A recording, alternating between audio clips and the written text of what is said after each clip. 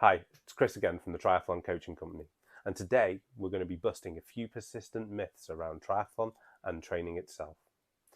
We're going to look at the top 3 training myths and the top 3 misconceptions of triathlon in general. We're going to start with the most common misconceptions we see newer athletes make or those contemplating their first race.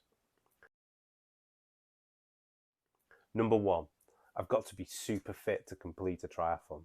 Whilst you do need to have some fitness, you can still enjoy a sprint distance race or even a super sprint distance on a small amount of training with a bit of thought about your weakest areas, and with some time to build up slowly, you can go from the couch to finishing your first triathlon in a matter of weeks. Number 2, rigid plans are needed. Whilst having a plan is an essential part of training, apart from actually getting the training done itself, the plan itself does not have to be rigid or complicated to get the best out of yourself on race day. A strict schedule can actually be hugely counterproductive and force you to focus on the missed sessions rather than on the sessions that you can do. If you have an odd working pattern or active family commitments, being a bit creative with your planning and putting less pressure on yourself to complete a plan that is just not workable will allow you to enjoy the training and probably have an all-over better experience. Number 3, you need to have expensive gear to take part.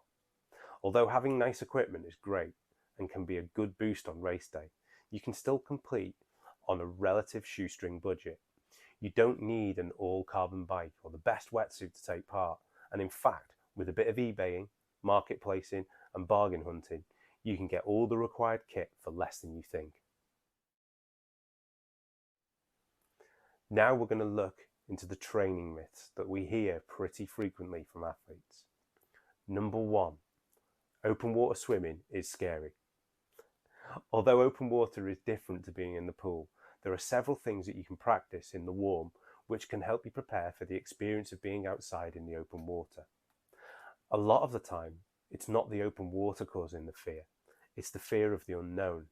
So speaking to other athletes who have swum in open water might help, along with buddying up with a more experienced swimmer or getting a good coach to work with you to slowly build up your confidence in getting into the open water. This will help you manage your stresses and get you there with a positive mindset, ready to have a great open water experience. Number 2, you need to train all 3 sports equally.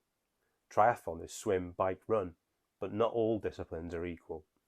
At all distances, the cycle portion is longer than the run, which is longer than the swim, and splitting your training accordingly can help. In general, a good rule of thumb would be to have at least 3 cycle sessions, 2 run sessions, and 1 swim per week to allow you to train for the demands of the sport. However, this might differ slightly depending on your single sports experiences in each area.